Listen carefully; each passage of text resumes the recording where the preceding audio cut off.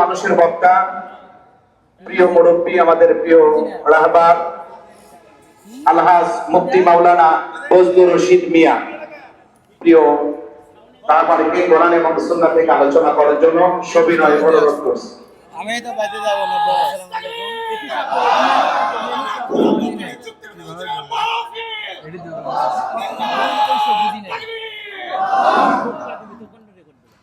আসসালামু আলাইকুম ওয়া রাহমাতুল্লাহি ওয়া বারাকাতুহু। রেকর্ড দাও। লাইভ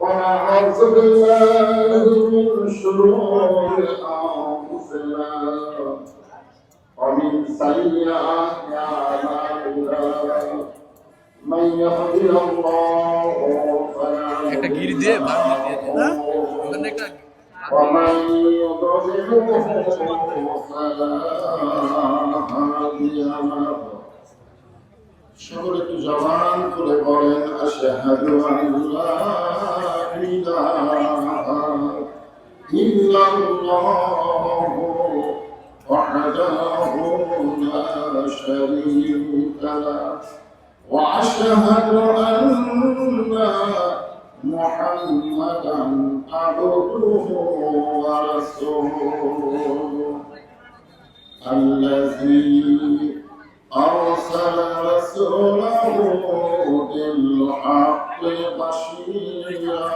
ونذيرا وداعيا إلى الله بإذنه وسراجا منيرا فقد قال الله تعالى في كلامه المجيد والفرقان الحميد أعوذ بالله من الشيطان الرجيم بسم الله الرحمن الرحيم فليعبدوا رب هذا البيت الذي أطعمهم من جوع وآمنهم من خوف إن الله وملائكته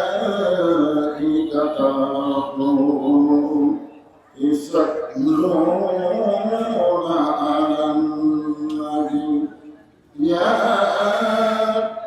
أيها الذين آمنوا صلوا عليه وسلموا تسليما اللهم صل على محمد اللهم بارك على محمد مشرق حب محمد شكر لله صلى الله عليه وسلم مطلع دیوانی مطلع خورشید اشکاس سینه سوجانی ما برق الغلا بکماله کشف الدجى بجماله عصرت جميع خصاله صلوا عليه وآله اللهم آمين জান্নাতের বাগান থেকে জান্নাতি মানুষদেরকে নিয়ে আমি গুনাহগার তোমার রহমতের দরজায় দোকানা হাত করেছি আল্লাহ আসরের ময়দানে জাব্বার আর কাহার নামের দুনিয়া তুমি যখন বিচার শুরু করবে তোমার সামনে দাঁড়ায় সমস্ত নবীরা নাফসি নাফসি বলে কাঁদতে থাকবে। এমন কঠিন অবস্থা হাসরে হবে, সেদিন সমস্ত নবী তার উম্মতকে ভুলে যাবে, শুধু বলবে আল্লাহ আমার কি হবে, আমার কি হবে। একমাত্র দরদি নবী শাফাআতের কান্ডারি ইয়া রব্বি হাবলি উম্মতি বলে সেজদায় পড়ে যাবে। সেই কঠিন মুসিবতের সময় আজকের এই মাহফিলকে ওসিলা করে আমাদের সবাইকে রাসূলের উম্মতের কাতারে আল্লাহ কবুল করে নিও। সুবহান রাব্বিকা রাব্বিল ইজ্জাতি আম্মা ইয়াসিফুন ওয়া সালামুন আলাল মুরসালিন walhamdulillahi rabbil alamin। লা ইলাহা ইল্লাল্লাহ لا إله إلا الله لا إله إلا الله لا إله إلا الله لا إله لا إله إلا الله মুহাম্মাদুর রাসূলুল্লাহ সাল্লাল্লাহু আলাইহি ওয়াসাল্লাম। মাদ্রাসায়ে নূরে মদিনা এর উদ্যোগে হাফেজ ছাত্রদের পাগড়ি প্রদান উপলক্ষে আমার ভাতিজা গোটা বাংলাদেশ আলোড়ন সৃষ্টিকারী হযরত মাওলানা গোলাম রব্বানী যুক্তিবাদী সাহেব যারা সময় আজকের এই মাহফিলের আয়োজন করেছেন, আজকের এই মাহফিলে আল্লাহ তাআলা যাকে সম্মানিত সভাপতি আসনে কবুল করেছেন, সম্মানিত অতিথিবৃন্দ যিনারা রয়েছেন, সকলকে অন্তরের অন্তঃস্থল থেকে আমি শুভেচ্ছা জ্ঞাপন করছি। আজকের এই মাহফিলে সম্মানিত ওলামায়ে হযরত যতগুলো আলেমদের নাম আজকের বিজ্ঞাপনে রয়েছে, বিশেষ করে গোটা বাংলাদেশ আলোড়ন সৃষ্টিকারী মুফতি আমির হামজা সহ রুহুল আমিন যুক্তিবাদী, আব্দুল বারী রশিদি, আব্দুল সালাম যুক্তিবাদী, আবুল কালাম আজাদ, সাইদ ইকবাল হারুনি সহ আলেম ওলামা যিনারা আপনাদের মাঝে মাঝেও বসে আছেন, মঞ্চে আছেন, সকলকেই অন্তরের অন্তঃস্থল থেকে আমি শুভেচ্ছা জ্ঞাপন করছি। আজকের এই মাহফিলে আল্লাহর পরীক্ষিত বাছাইকৃত যে সমস্ত আল্লাহর বান্দারা আমার সামনে বসে আছেন এবং যিনারা বসার পরিবেশ না পাওয়ার কারণে কষ্ট করে দাঁড়িয়েও আছে, আমি আমার অন্তরের অন্তঃস্থল থেকে আপনাদের সবাইকে শুভেচ্ছা জ্ঞাপন করছি। সম্মানিত মা বোনেরা, পর্দার অন্তরালে বসে বসে যারা আলোচনা শুনতেছেন তাদেরকে শ্রদ্ধা জ্ঞাপন করে এই পরিবেশে এই মুহূর্তে আপনাদেরকে জিজ্ঞাসা করতেছি, আপনারা সকলে কেমন আছেন? আলহামদুলিল্লাহ। কত সুন্দর, হ্যাঁ জি, আলহামদুলিল্লাহ রাব্বিল আলামিন। যে আল্লাহ শারীরিক সুস্থতা এবং মানসিক প্রশান্তি, সুবহানাল্লাহ বলেন। এটা কি মাস চলতেছে? জুলাই মাস না, জুন মাস। আচ্ছা, গত বছর এই জুন মাসে গত বছর আমাদের অনেকের শরীর কিন্তু সুস্থ ছিল, কিন্তু মনের মধ্যে একটা অশান্তি কাজ করতো, না জানি কি হয়, না জানি কি হয়। আজরাইল ধরার আগে পুলিশ ধরার ভয়। এই বছর কিন্তু আর এই পুলিশ ধরার ভয় নাই, আছে? তাহলে আজরাইল ধরার চিন্তা সকলের মনের মধ্যে নাই, আছে না? তো যিনারা শারীরিক সুস্থতা এবং মানসিক প্রশান্তি সহকারে আজকের এই জান্নাতের বাগানে বসেছেন, দাঁড়িয়ে আছেন, আমরা সকলে আল্লাহর দরবারে শুকর গুজার করছি। সকলেই আমরা জবান করে বলছি রব্বানা লাকাল হামদ হামদান কাসীরান তাইয়িবান মুবারাকান ফীহি। আমরা আল্লাহর প্রশংসা করলাম। আজকে দেখেন গোটা বিশ্বের ভিতরে মুসলমানদেরকে কোণঠাসা করার জন্য, মুসলমানদেরকে শেষ করে দেওয়ার জন্য ইহুদি খ্রিস্টানের একটা পায়তারা করতেছে। যেরকম ঠিক কি আজকে ইরানের মুসলমান, আগে আমরা মনে করেছিলাম ইসরায়েল শুধু ফিলিস্তিন আর গাজাকে নিয়ে হয়তো তাদের যুদ্ধ শেষ করবে, কিন্তু আস্তে আস্তে দেখেন এখন ইরানে ঢুকেছে, আবার এরপরে পাকিস্তান, এভাবে আস্তে আস্তে বিশ্বের সমস্ত মুসলমানকে ওরা টার্গেট করেছে। দুনিয়াতে মুসলমান আল্লাহর কাছে মাথা নত না করে কাফের বেঈমানদের কাছে যেন মাথা নত করে থাকে, এরকম একটা পায়তারা করতেছে বিশ্বের ইহুদি খ্রিস্টানেরা। কিন্তু যতদিন আমাদের মাথা আছে, আমাদের মাথা একমাত্র নত হবে কার কাছে? এই জন্যে আমি আপনাদের সামনে সূরা ফিল থেকে, সূরা কুরাইশ থেকে আয়াত তেলাওয়াত করেছি। এখানে আল্লাহ বলতেছেন ফালিয়াবুদু রাব্বা হাযাল বাইত, আমার এই ঘরের যারা গোলামি করবে, দাসত্ব গ্রহণ করবে, আমি আল্লাহ তাদেরকে দুইটা পুরস্কার সাথে সাথে দিয়ে দিব। জোরে বলেন কয়টা? দুইটা পুরস্কার সাথে সাথে দিয়ে দিব। এক নম্বর পুরস্কার হলো আল্লাযী আত'আমাহুম মিন জু'ইন, দুই নম্বর পুরস্কার হলো আমানাহুম মিন খাউফ। এক নম্বর পুরস্কার হলো যাবতীয় রিজিকের পেরেশানি থেকে আল্লাহ আমাদেরকে মুক্ত করে দেবে। আমরা সকলেই বিশ্বাস করি রিজিক দেওয়ার মালিককে, আরো জোরে বলে। আর দুই নম্বর পুরস্কার হলো যাবতীয় ভয় ভীত থেকে। এই খ্রিস্টান ইহুদির যতই অস্ত্র থাক, যতই ওদের হাতে শক্তি থাক, সমস্ত কিছু থেকে আল্লাহ আমাদেরকে নিরাপত্তা দিয়ে দিবে। আমলটা কি? ওই ঘরের মালিকের গোলামি করা লাগবে। ওই ঘর মানে কোন ঘর? আল্লাহর ঘর।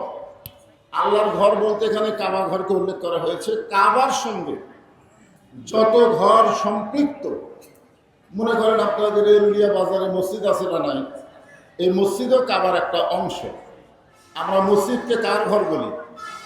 আল্লাহর ঘর বলি।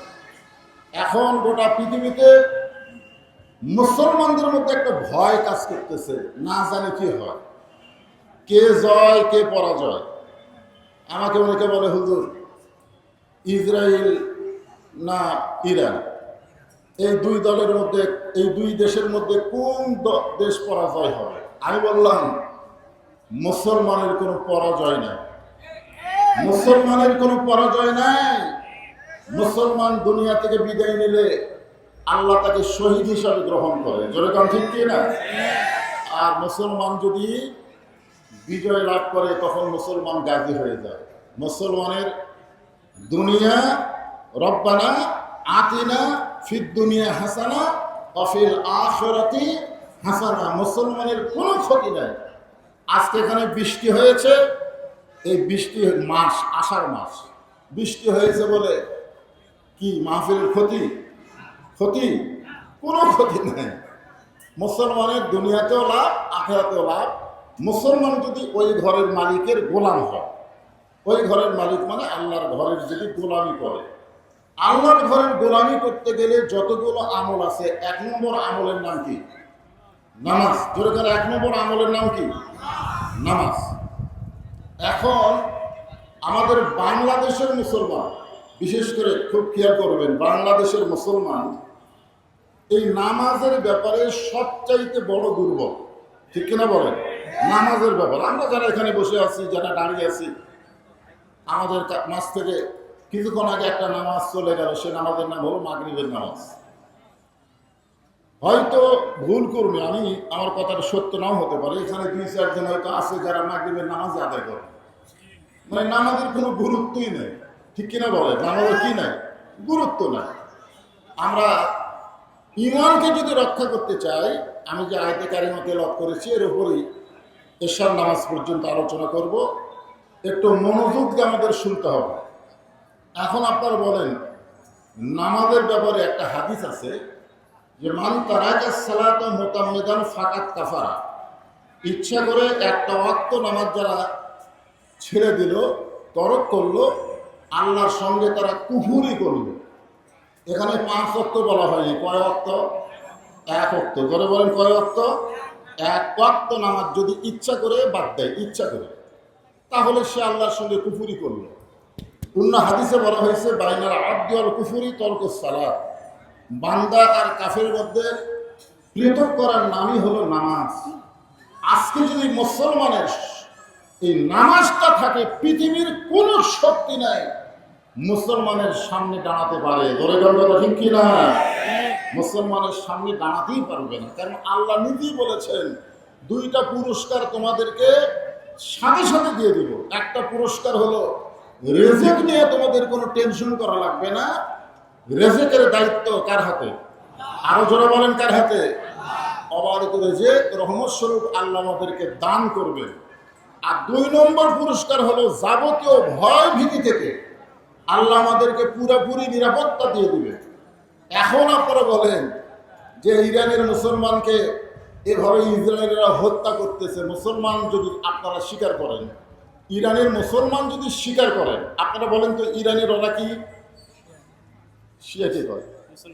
মুসলমান। আমরা এই শিয়া সুন্নি এগুলো নিয়ে আমরা এখন আর চিন্তা করব না, আমরা চিন্তা করব মুসলমান হিসাবে। জোরে কথা ঠিক কিনা?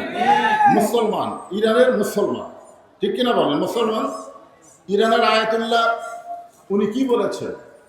উনি বলেছেন আমি চলে যাব, কিন্তু তোমরা এই যুদ্ধটাকে, এই জিহাদটাকে জারি রেখো। আজকে চিন্তা করে দেখেন, আপনারা হয়তো বলবেন হুজুর নামাজের কথা বলতেছেন আপনি, কারণ আল্লাহর ঘরের গোলামি করো। আল্লাহর ঘরের গোলামি মানে শুধু নামাজ না।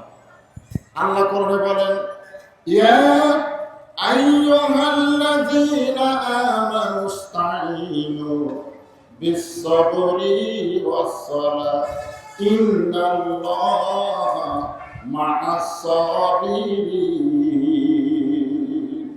যারা আমাকে বিশ্বাস স্থাপন করেছো, তোমরা যদি আল্লাহর কাছে কিছু পাবার চাও, তাহলে 2টা জিনিসের বিনিময়ে সেটা পাইতে হবে, চাইতে হবে। একটা হলো ধৈর্য, আর একটা হলো নামাজ।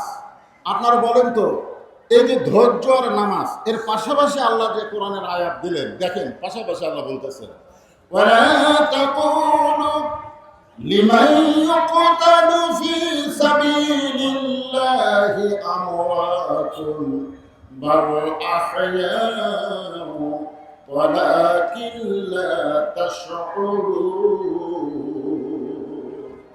আপনারা বলেন তো, প্রথম আয়াতে আল্লাহ কি বললেন? আল্লাহর কাছে যদি কিছু পাবার চাও তাহলে ধৈর্য আর নামাজের মাধ্যমে চাও। পরের আয়াতে আল্লাহ কেন বললেন আল্লাহ রাস্তায় যাদেরকে হত্যা করা হয় তাদেরকে তোমরা মৃত্যু বলো না, আমি আল্লাহ বলতেছি তারা জীবিত। আচ্ছা, নামাজের আয়াতের সাথে সাথেই এখানে হত্যার কথা আল্লাহ কেন বললেন? যে আমার রাস্তায় যাদেরকে হত্যা করা হয় তাদেরকে তোমরা মৃত্যু বলো না।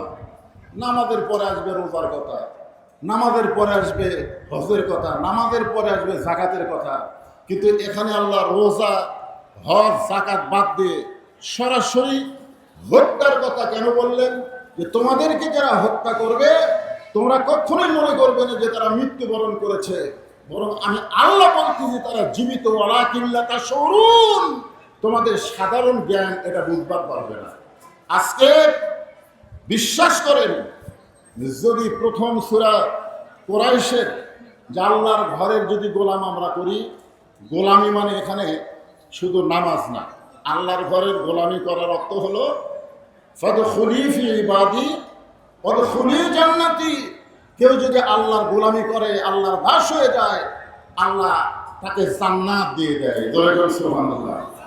এখানে গোলামি মানে অনেকে আমরা মনে করি নামাজ পড়া, অনেকে মনে করি রোজা করা, হজ করা, যাকাত দেওয়া।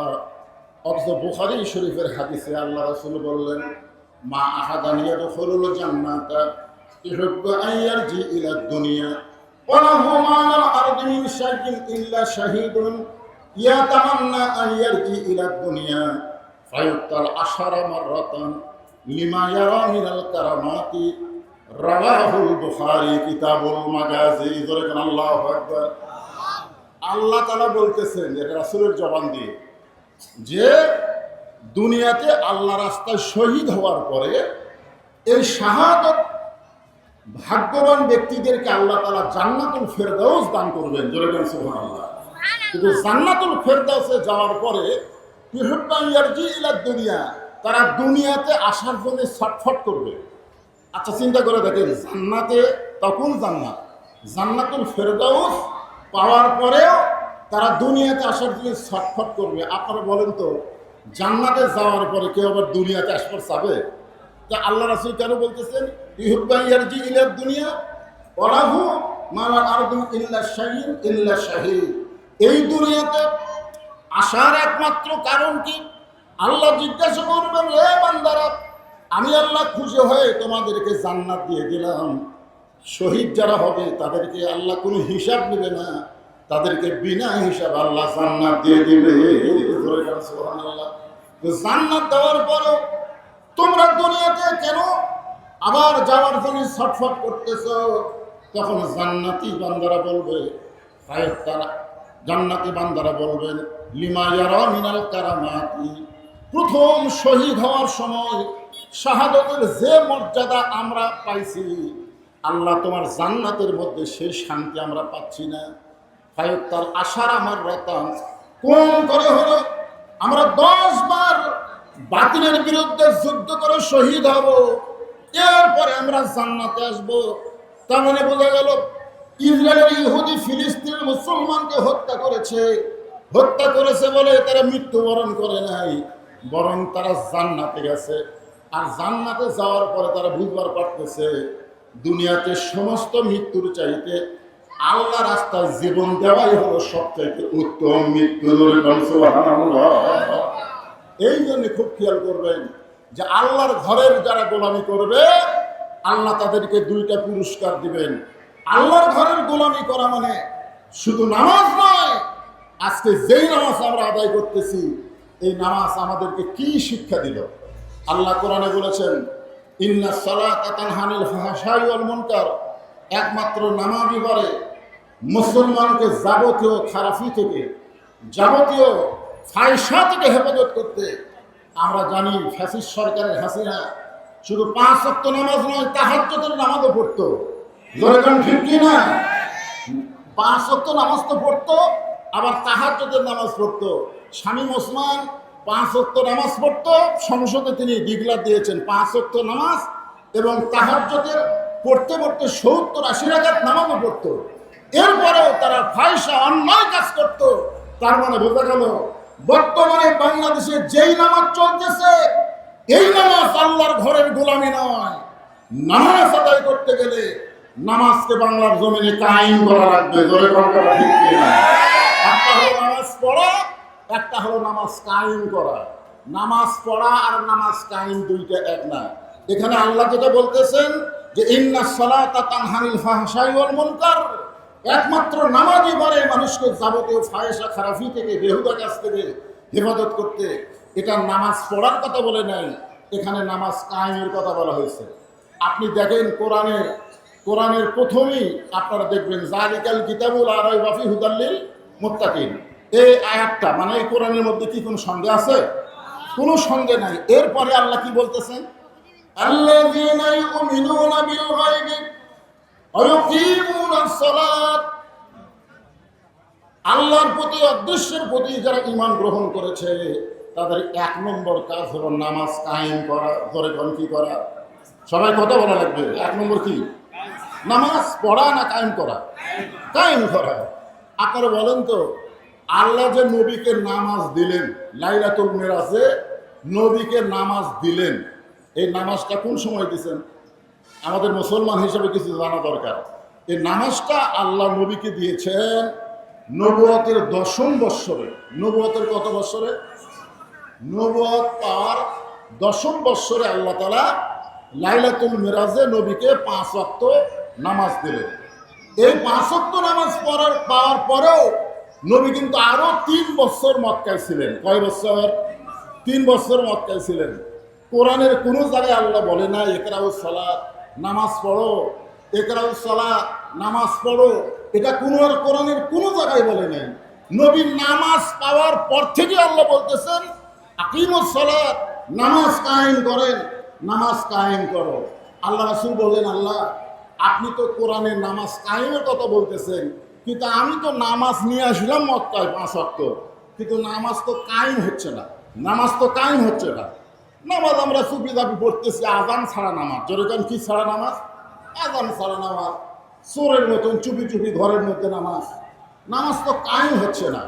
তখন আল্লাহ পাক রাসূলকে জানাইলেন, নামাজকে কায়েম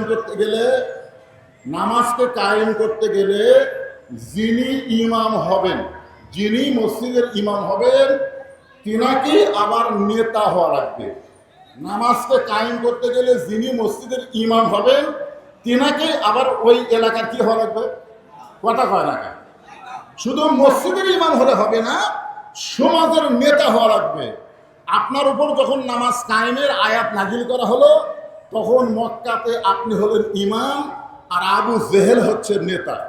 যতদিন পর্যন্ত আবু জেহেলের মতন নেতা থাকবে, ততদিন পর্যন্ত আপনার মতন ইমাম নামাজ পড়তে পারেন, পড়াতে পারেন, কিন্তু নামাজ কায়েম করতে পারবেন না। নামাজ কায়েম করতে গেলে যিনি ইমাম হবে তিনাকেই নেতা হওয়া লাগবে। এখন বাংলাদেশে একটা সুযোগ দেখা যাচ্ছে, একটা সুযোগ, একটা বাতাস। আপনাদের দোয়ায় বাংলাদেশের প্রায় জায়গায় ওয়াজ করতে গিয়ে একটা জিনিস আমাদের চোখে ধরা পড়তেছে, মানুষ দিন দিন জালেমের জুলুম এটা বুঝবার পারতেছে। জোরে ঘন্টা দেখতে মানুষ দিন দিন কারা জালেম, তারা সংসদে গেলে কোনোদিনও নামাজের কথা একবার বলবে না, কারণ তারা নিজেরাই নামাজ পড়ে না, তারা নামাজের কথা কেমনে বলবে? জোরে ঘন্টা এই জন্য খুব খেয়াল করা লাগবে। আমরা যদি ফালিয়াবুদু রাব্বা হাযাল বাইত, ওই আল্লাহর ঘরের গোলাম হতে চাই, আর আল্লাহর 2টা নিয়ামত যদি দুনিয়াতেই পেতে চাই, তাহলে আমাদেরকে নামাজ পড়ার মধ্যে শুধু থাকলে হবে না, নামাজ কায়েমের আইন, নামাজ কায়েমের বিধান বাংলার জমিনে পাশ করার চেষ্টা করা লাগবে। দরকার কথা ঠিক না? এই জন্যে আপনাদের একটা কথা এটা বলতেছি, আভাস দিয়ে যাচ্ছি, আমরা তো অনেক কিছুই দেখলাম, ঠিক কিনা বলেন? আমরা কি কম দেখলাম? এই 54 বছর 53 বছরে আমরা বহু কিছু দেখলাম, কিন্তু আমরা তো সবই দেখলাম, কিন্তু একটা বার কি দেখা যায় যে বাংলার জমিনে কোরআন দিয়ে ভালো মানুষের আমরা কি চাই? সৎ লোকের শাসন আর আল্লাহর কোরআনের আইন। জোরেগান কথা ঠিক না?